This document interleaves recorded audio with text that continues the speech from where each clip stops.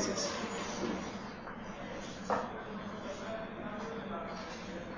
Marcelo Bosch, ingeniero agrónomo y doctor en filosofía. Ha estudiado filosofía por su cuenta y además, no sé cómo, pero ha logrado graduarse en filosofía.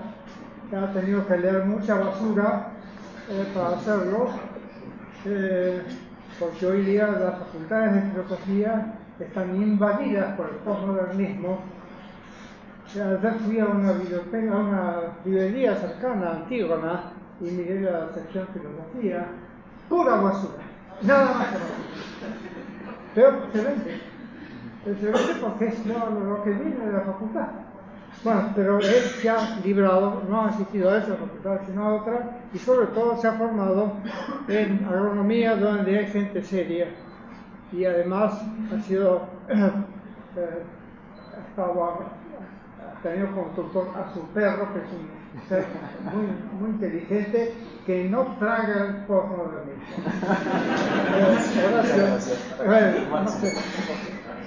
Bueno, buenas tardes a todos. Javier, yo tengo algunas filminas que me van a ayudar, pero bueno, sí, cuando quieras desenganchamos ahí y subimos. Perfecto. Gracias Mario por esta audaz invitación de invitar a un agrónomo a hablar de filosofía y economía, algo en lo que no tengo formación. Basura hay en ambas disciplinas, ¿no? Y eso, muchos somos conscientes de eso. Pero también hay gente muy valiosa que ha sabido cultivar estas dos disciplinas, y el arte y el sentido común también ayudan a encontrar esos caminos más seguros del conocimiento. En mi caso particular tuve la suerte de encontrarme dentro de mis lecturas algún texto de Mario de hace muchos años, y eso inició un proceso de interés por la filosofía aplicado a la ingeniería en mi caso.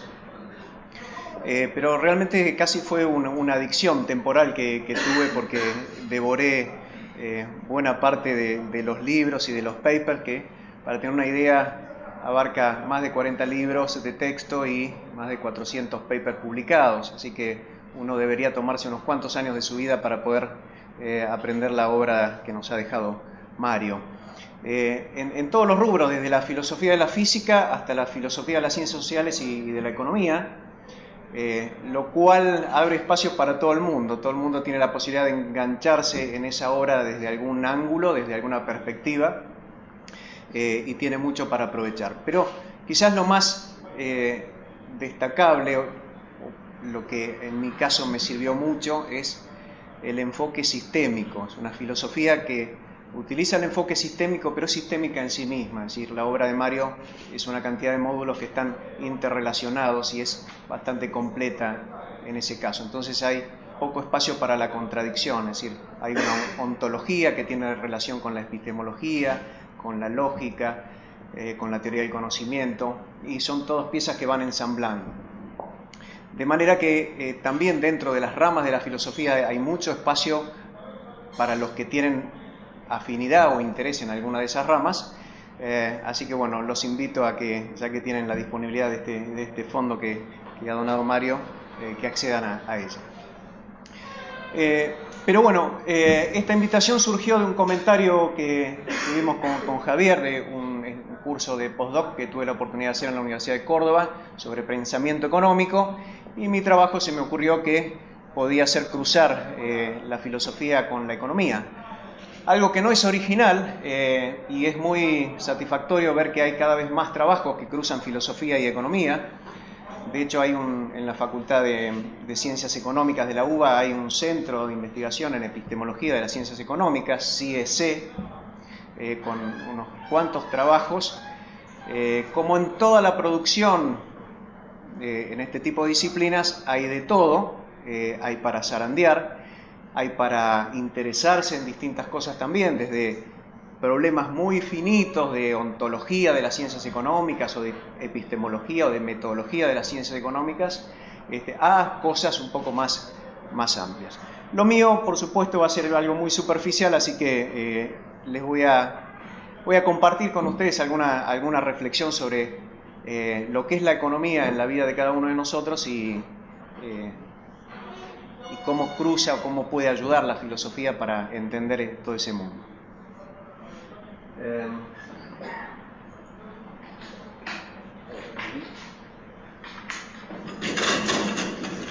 Bueno, como tengo muy mala memoria, me traje un pequeño machete. Así que discúlpenme. Y vamos a poner, si podemos apagarme un segundo eso para que o taparlo, sí.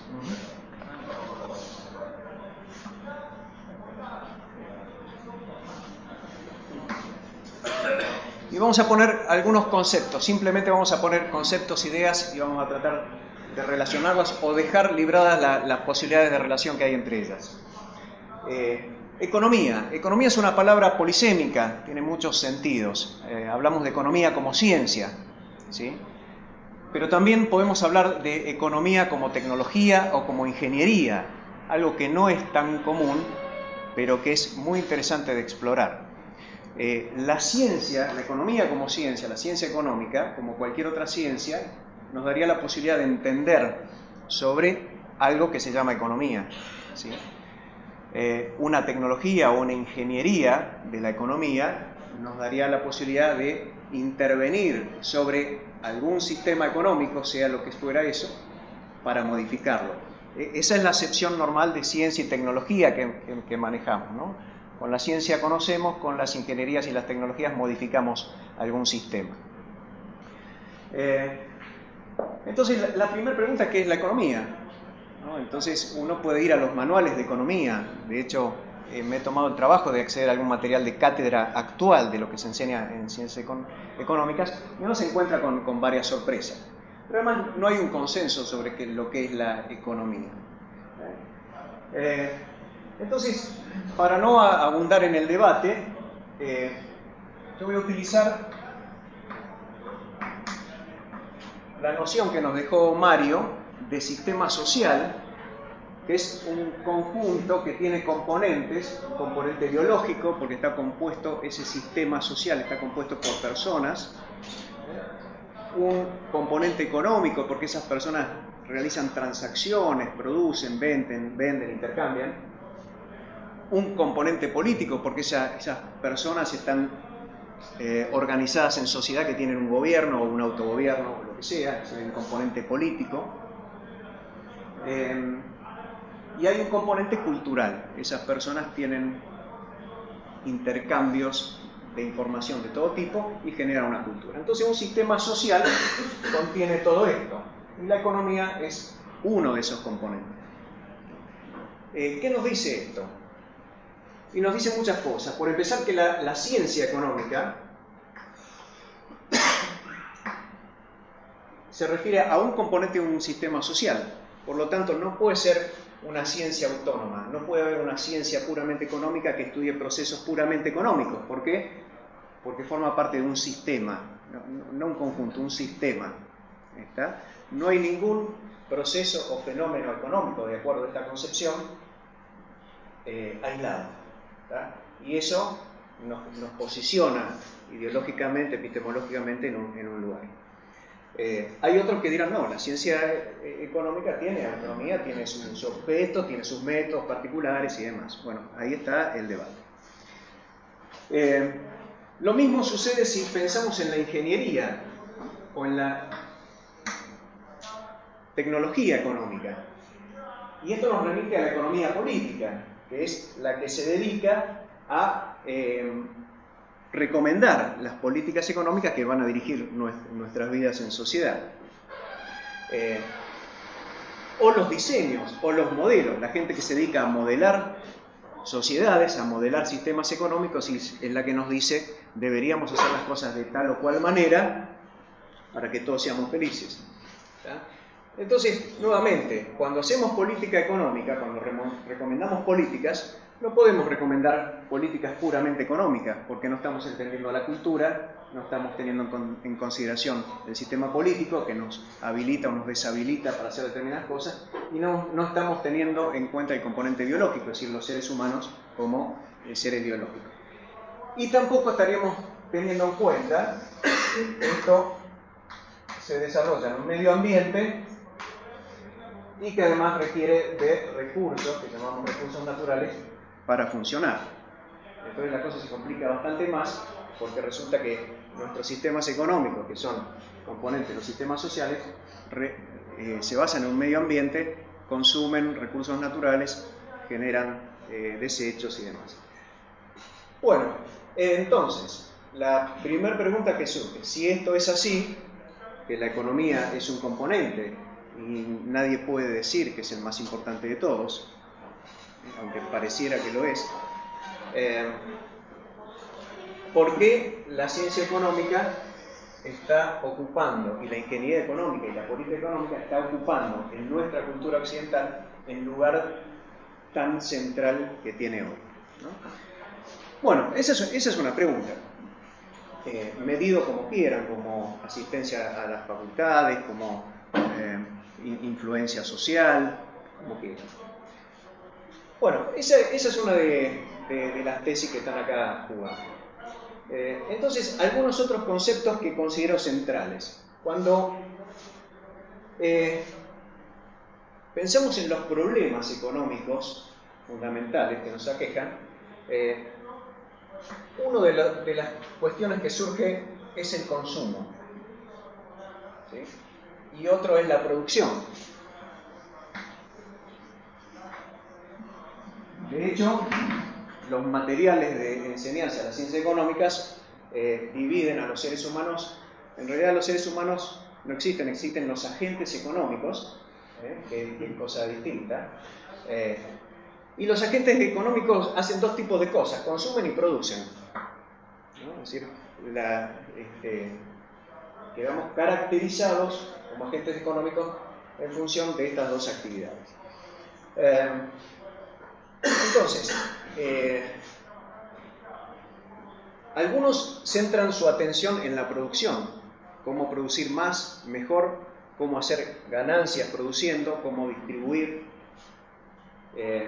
esa producción, y otros la centran en el consumo. Hay escuelas de pensamiento, hay literatura abundante sobre algunas de estas cosas. Algunos se centran en los problemas del límite a la producción, en el caso del famoso límite del crecimiento, es decir, cuánto podemos producir, cuán rápido podemos producir, y otros centran su atención en el consumo, porque estas dos cosas están relacionadas. ¿Qué está primero, qué está después? No lo sé. Pero acá quiero jugar con la cultura y quiero jugar con los estilos de vida.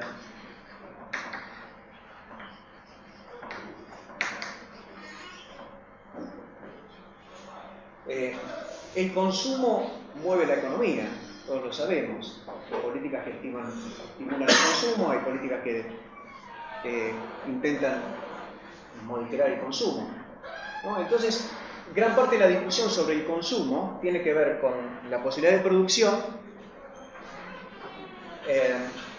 pero hay poco análisis sobre los patrones de consumo. ¿Sí?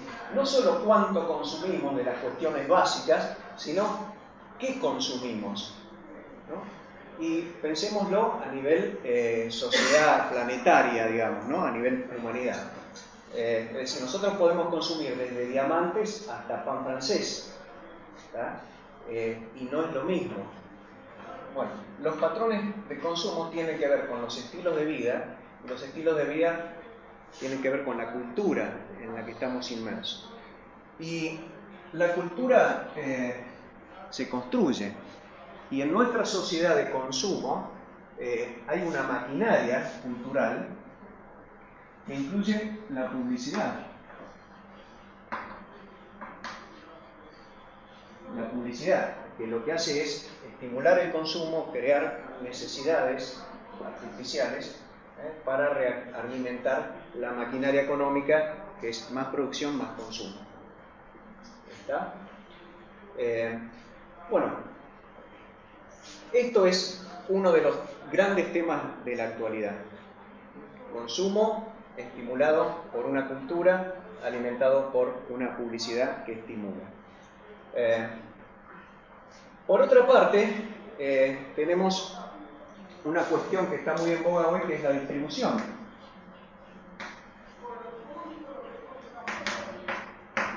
Y se habla de la distribución de la riqueza.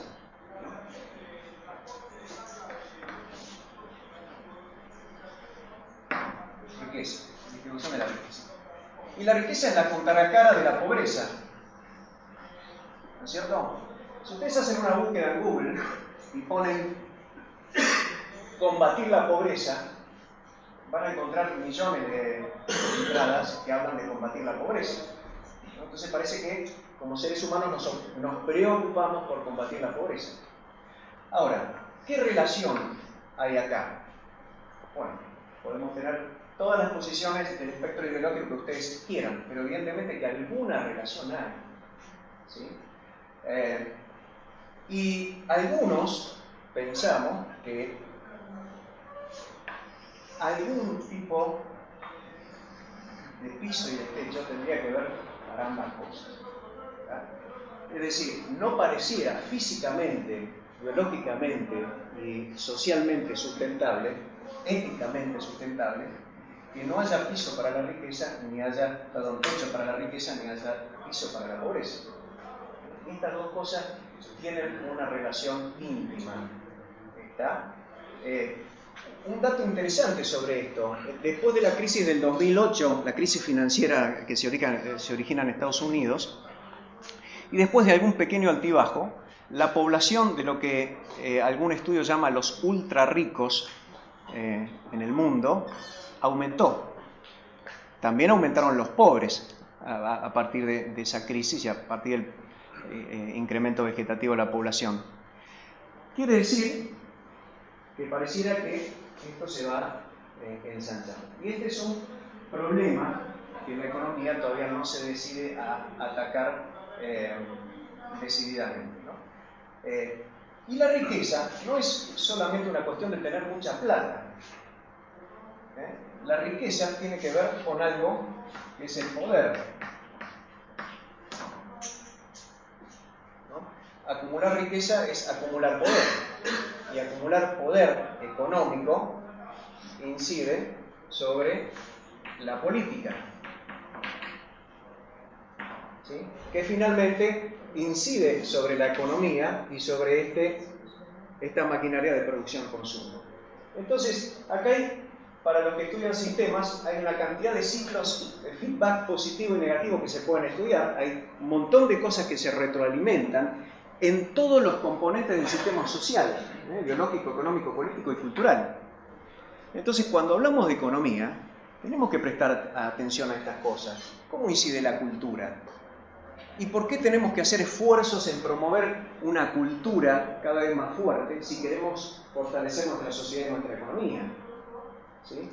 En el tema cultural y en los estilos de vida, siempre les comento a mis hijos cuando yo pude tener el primer televisor en mi casa, blanco y negro y a válvulas, lo que veíamos cuando éramos chicos y nos ponían el chupete electrónico de la televisión era Lassie, Rin Tin Tin, Astro Boy, Meteoro. Bueno, nosotros nos criamos viendo la sociedad norteamericana, no la nuestra. Nosotros no sabíamos lo que pasaba ni en el Chaco, ni en el sur con los mapuches, ni en Latinoamérica. ¿Ya? Eso lo fuimos descubriendo después. Entonces, ¿tiene que ver el estilo de vida? ¿Tiene que ver la cultura con la economía? Bueno, esa es una de las tantas preguntas que nos podemos hacer y desconozco cuánto de esto es la preocupación de la enseñanza de las ciencias económicas. Por eso, desde fuera de la economía, desde una ingeniería y desde una institución como el INTA, donde están todas las disciplinas presentes, pero donde el eje es el desarrollo social, esto es muy interesante de ver, porque todo el tiempo estamos en el balance. Nosotros nos dedicamos a la innovación tecnológica, ¿no? Así como ustedes acá hacen ciencia y la ciencia incide en la tecnología incide en el sistema económico y de producción. Nosotros estamos parados en la innovación tecnológica. Y a veces hasta nos obsesiona esto de la innovación tecnológica, decimos, estamos desesperados por ser cada vez más innovadores y generar cosas nuevas. ¿Y cuál es el límite también? ¿Tenemos siempre que innovar? ¿La innovación es un objetivo en sí mismo? ¿O a veces tenemos que decir, no, como dicen en derecho, no innovar? Esto que tenemos está bueno, conservemos algo de esto, ¿no? La innovación no puede ser un fin en sí mismo, sino que tiene que confluir para que el sistema social sea mejor. Si no es mejor, déjalo pasar, ¿no? Y eso, para los que estamos acá, tiene mucho que ver con la independencia tecnológica, otro concepto económico que hoy se discute fuertemente, porque nuestra formación y nuestro ejercicio de la ciencia y la tecnología tiene mucho de arraigo con el norte, y a veces compramos cosas que podemos hacer nosotros mejor y más adaptadas.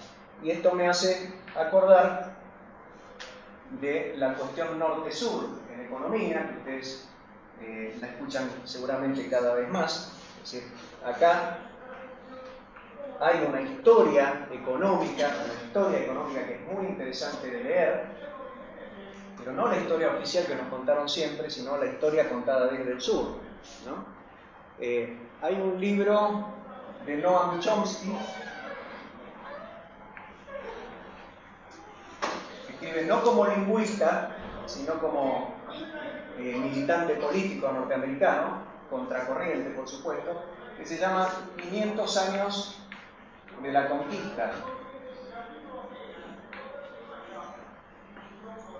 500 años de la conquista.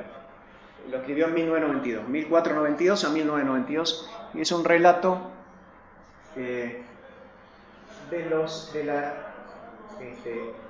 interacción norte-sur que más o menos todos conocemos. Pero vale la pena leerlo porque está contado desde adentro del imperio, digamos, ¿no? Así que esto es también una realidad económica que no siempre se explica, sobre todo en los primeros años de facultad, donde hay una economía idealizada, oferta-demanda, empresas que funcionan en un mercado perfecto, etc. Y esta es una historia muy, muy cruel, que lleva 500 años y que no terminó. Prebisch hablaba de centro-periferia, ¿no? Y me parece que se quedó un poco corto con esa descripción. Acá hay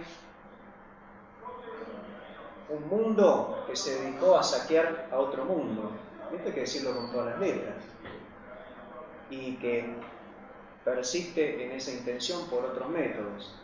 Entonces la economía tiene mucho que ver con la política, porque esa es una realidad, no es un invento, no es una interpretación, es una realidad.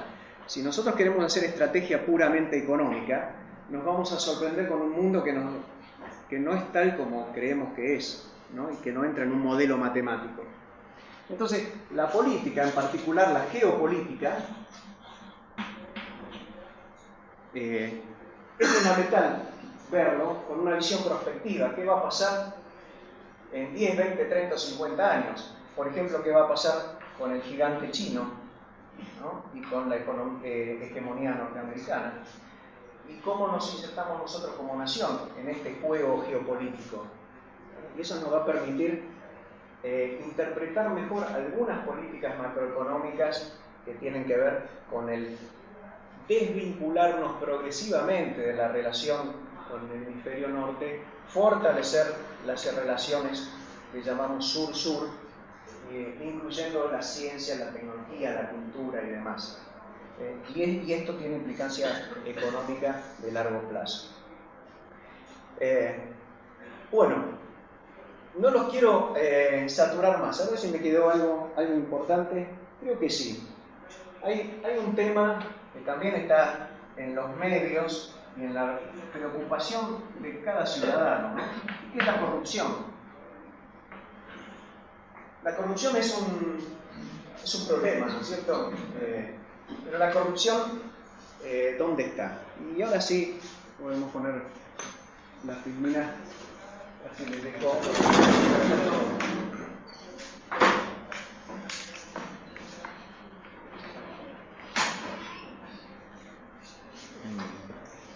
Con el de arriba.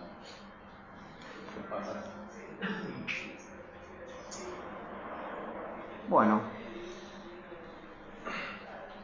esto ya lo charlamos, los patrones de consumo. ¿Se llega a leer ahí lo que dice? Sí. Bueno, con tal de vender, este hombre le quiere vender cómo tener una vida sexual sana al náufrago que están solo en la isla. Bueno, en fin. Hablamos de consumo. El consumismo es parte de la cultura occidental, con variantes, con grados, pero muy muy fuerte, y esto genera problemas de todo tipo. Estamos consumiendo muchísimo más de lo que nos necesitamos en los estratos, por supuesto, de mayor poder adquisitivo, y eso no lleva a un mayor bienestar, que es otro descubrimiento de la psicología experimental y la economía. Bueno, ahí vemos el señor orgulloso porque hizo la compra del día, compró cualquier cosa, no importa, y la mujer le dice: estoy orgulloso de vos. ¿Qué pasa? Ahí está. Bueno, este es el informe que les comenté, WealthX. Acá se van a sorprender con el nivel de concentración económica mundial estudiado y reportado por una consultora que se dedica a manejar las carteras de los ultra ricos y hacer negocios entre los ricos y demás. Y ahí está cuánto han incrementado, cuántos más hay, cuántos billones, porque se manejan ya en billones, acumulan.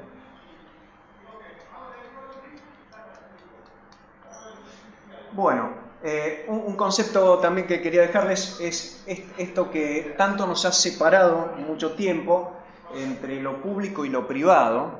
¿Sí? Hemos pasado de décadas de denostar al Estado como fuente de los males de todo tipo de la economía, y hoy sabemos que lo privado no puede prosperar sin lo público, y no con cualquier Estado permisivo, sino con un Estado regulador inteligente, y ese es un camino que hay que profundizar. Estábamos con el tema de la corrupción, ¿no? Entonces, ¿dónde está la corrupción? Este chiste, si lo llegan a leer, un poco expresa eso, ¿no? La corrupción está en todos lados, y en particular, esto es interesante verlo, estos señores son apenas un ejemplo, que esta película Inside Job es recomendable para cualquiera, especialmente para estudiantes de economía, de ver qué pasó con la crisis financiera norteamericana y cómo algunos profesores de prestigiosas universidades norteamericanas eran a su vez asesores presidenciales y a su vez asesores de las grandes compañías financieras de Estados Unidos. En una metáfora que la llaman la puerta giratoria. Estos señores entran y salen de los distintos lugares del circuito cuando se supone que son científicos y que dicen qué es lo que pasa con la economía mundial, pero además le dicen a los presidentes qué es lo que tienen que hacer, y además le dicen a las compañías cómo tienen que hacer para hacer más dinero. Ambos. La entrevista que le hacen a este sujeto es digna de verse, cómo se excusa y cómo niega que haya un conflicto ético entre sus actividades. Bueno, es una película hecha por Charles Ferguson, que también escribió ese libro, que es Redemptor Nation. La corrupción, alguien la mide, hay una sociedad que la mide. Como no se puede medir la corrupción real porque nadie la publica en su currículum, hacen una especie de índice de percepción de la corrupción. Por supuesto que Estados Unidos está en un rango bajo, ¿no?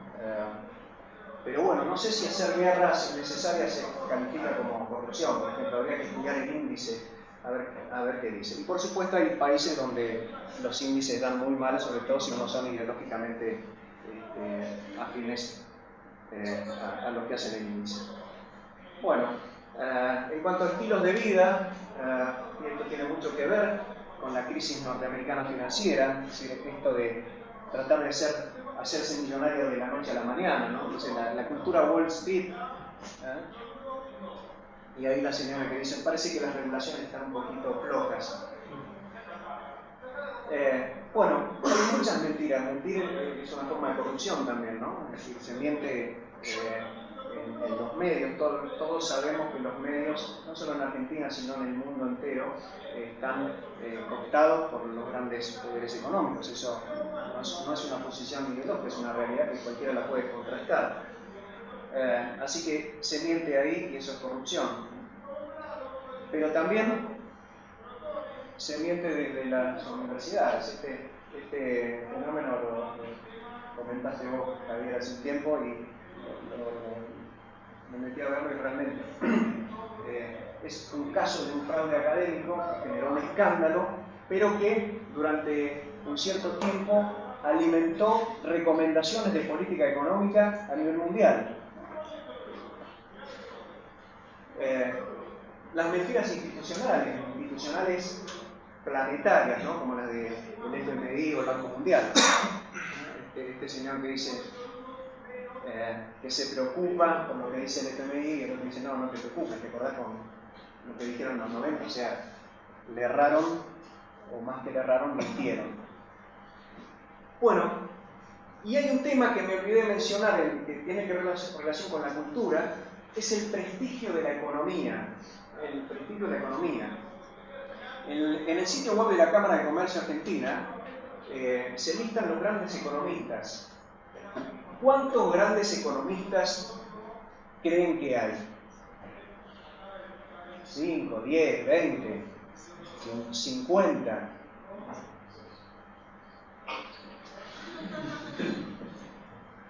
No sé, me parece que ser un gran economista no parece tan difícil. En fin, si uno juzga con los resultados de la ciencia económica, concluye que hay un prestigio exageradamente instalado alrededor de las ciencias económicas y alrededor de los profesionales de la ciencia económica. Y discúlpenme si hay algún economista, pero hay todo un aparato de prestigio que es muy interesante remitirse algunas décadas atrás y leerlo a Arturo Jauretche, que tiene un libro que se llama Manual de las Sonceras Argentinas, y tiene un capítulo que se llama Sonceras Económicas, que es de plena actualidad. Se los recomiendo. Bueno, eso lo hablamos siempre con Mario, en cualquier ciencia, más que hablar de los pensadores económicos y hacer un recorrido histórico de las ideas, es mejor concentrarse en los grandes problemas sociales. Y no está de más meter un poquito de sentido común a todo esto, porque más allá de la econometría, más allá de los sofisticados modelos matemáticos, hay un poquito de sentido común que hemos perdido y eso nos puede ayudar a encontrar de vuelta el rumbo. En cuanto a la filosofía, no me animo a hablar en presencia de Mario, pero es muy vieja como aparentemente algún estudioso descubrió. Huelo mal, luego existo, algo así sería la traducción, ¿no? Pero hablando un poquito más en serio y ya terminando, la filosofía nos da una cantidad enorme de herramientas para analizar todas estas cosas que estuvimos charlando, como la de cualquier otra ciencia o ingeniería. Tenemos las herramientas disciplinares de la filosofía, la lógica, la ontología. Hay cantidad de problemas interesantísimos de la filosofía y la economía. En ontología, ni más ni menos que es un agente económico, qué es la economía misma, esa definición. basta que agarren los manuales básicos de economía y presten atención a las definiciones, escasean las definiciones. La semántica, en todas las proposiciones, las afirmaciones, las hipótesis, a qué nos referimos y cómo establecemos la verdad en ciencias económicas o en ciencias sociales, cómo aprendemos y cómo la ética nos puede guiar en el diseño, sobre todo, de políticas económicas. Estoy convencido que el enfoque sistémico es el más apropiado para encarar toda esta complejidad. Hay algunos enfoques de moda dando vuelta, como el enfoque de la complejidad, pero cuando uno lo desentraña un poco, termina en la sistémica. Y el trabajo interdisciplinario, que es más fácil enunciarlo que hacerlo, pero tenemos un gran recorrido y una gran potencialidad ahí. Es muy fuerte lo que se logra cuando se trabajan con equipos interdisciplinarios, pero nuevamente, un equipo interdisciplinario, si uno tiene esta concepción de la sociedad y entiende el rol de la economía dentro de ese modelo. Entonces ahí nos podemos juntar antropólogos, psicólogos, ingenieros de todo tipo, filósofos, y pensar, porque en definitiva, ¿para qué hacemos todo este esfuerzo? Porque nosotros queremos sistemas sociales más justos y más sustentables. ¿Tá? Y ese es un desafío formidable que tenemos. Un dato nomás sobre otro aspecto a tener en cuenta, que es la demografía. No sé cuántos puede haber acá que estudien temas de geografía y demografía, pero realmente asusta cuando uno ve las proyecciones nomás al 2050. Uno de los datos es que el 80% de la población mundial va a vivir en ciudades. Y eso implica unos 3.000 millones de personas más que van a abandonar los espacios rurales para ir a las ciudades, lo cual va a generar una situación muy difícil de logística y de convivencia civil. Bueno, eso hay que ponerse a trabajar.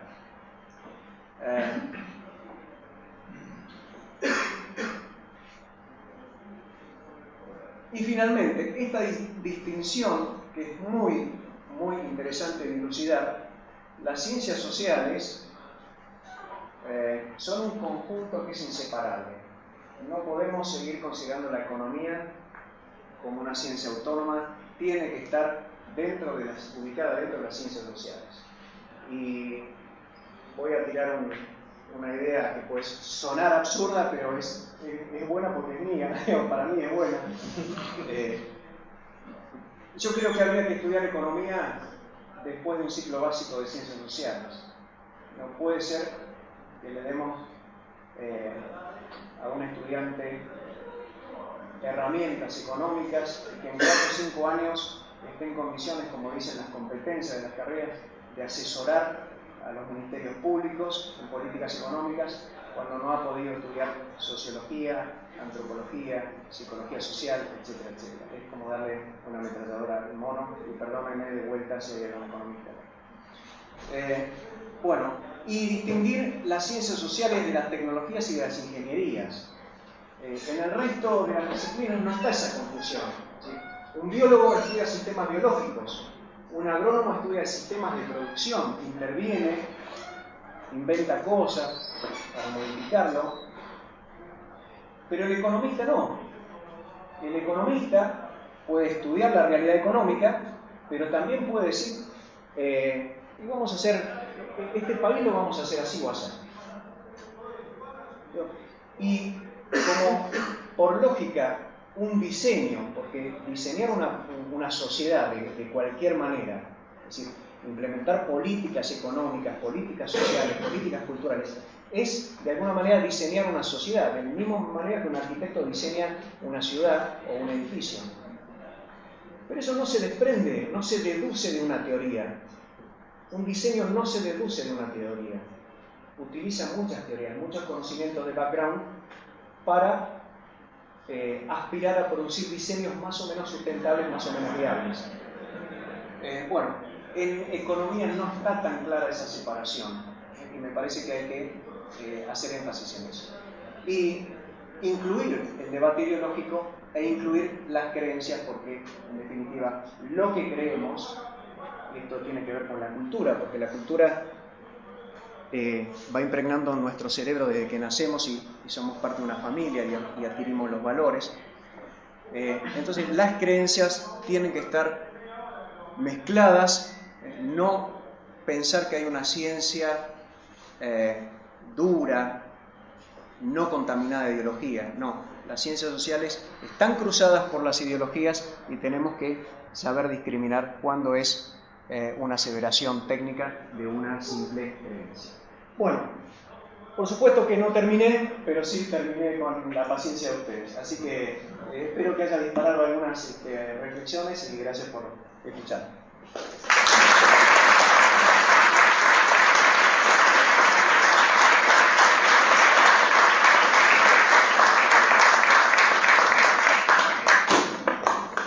Muchas gracias, Marcelo. Bueno, gracias. Hay tiempo para un par de preguntas. Muy bien. No se escapen. Preguntas breves y precisas, concisas. Sí, te hago una pregunta. ¿Vos crees, hay un tema que es con respecto a la dependencia norte-sur? Por ejemplo, nosotros estamos viviendo con el tiempo del norte, si bien estamos en el hemisferio sur. Por ejemplo, estamos pensando que está terminando el año, cuando en realidad para nosotros recién vamos por el tercer mes del año. Entonces, si crees que el tiempo también debería incluirse como una variable para ajustar estos sistemas sociales del hemisferio sur. Sí, yo creo que reforzar todo lo que es la identidad cultural nacional y latinoamericana es absolutamente positivo. Si el tiempo o incluso la visión geográfica de que el norte está arriba y el sur abajo se puede cambiar, fenómeno. No sé cuánta gravitación puede tener como importancia relativa, pero bienvenido todo lo que sea recuperar nuestra forma de ser. Siempre que esa forma de ser sea buena. Bien. Sí, muy bien. ¿Por qué crees que se dio de esa forma en el sentido de, digamos, porque, a ver, estudiando historia, no sé qué está en historia, pero uno ve que siempre hay una parte del mundo que domina a otra, o sea, una vez por Francia, una vez por Inglaterra, ahora luego Estados Unidos, quizás en un futuro sea China. Digamos, ¿por qué no pensar que siempre va a pasar eso? Como vos recién decías, están los pobres, están los ricos, lo ideal sería que haya un piso para la pobreza y un techo para la riqueza, pero yo como que creo que nunca no va a haber ni ricos ni pobres. Creo, en mi humilde opinión, mirando la historia, es que siempre va a haber alguien que domine a otro. A mí me gusta estar de la parte dominada, obviamente, digamos. Pero... ¿Te gusta o no te gusta? No me gusta. Ah. Yo hubiese querido ser parte de Francia en un momento, de Inglaterra en otro, de Estados Unidos en otro, pero digo, me parece como que es inevitable eso. Sí, no tengo una respuesta, pero voy a remitir a mi perro. Cuando tuve problemas de conducta con mi perro, consulté a un psicólogo de perros en esto del trabajo interdisciplinario. Y él me explicó que hay perros dominantes y perros sumisos que se someten. Yo creo que eso es parte del análisis antropológico. Pero hay otra cuestión que es la del poder, que quedó por ahí atrás. Acumulación de riqueza es acumulación de poder. Creo que la humanidad hoy tiene niveles de acumulación de riqueza y poder como nunca. Y siempre que hay diferencias de poder, hay posibilidad de abuso. Entonces es una cuestión de cuenta nada más. Pero ¿vos decís que es ahora? ¿No pasó siempre? Siempre. Bueno, muchas gracias. Coincido. Gracias.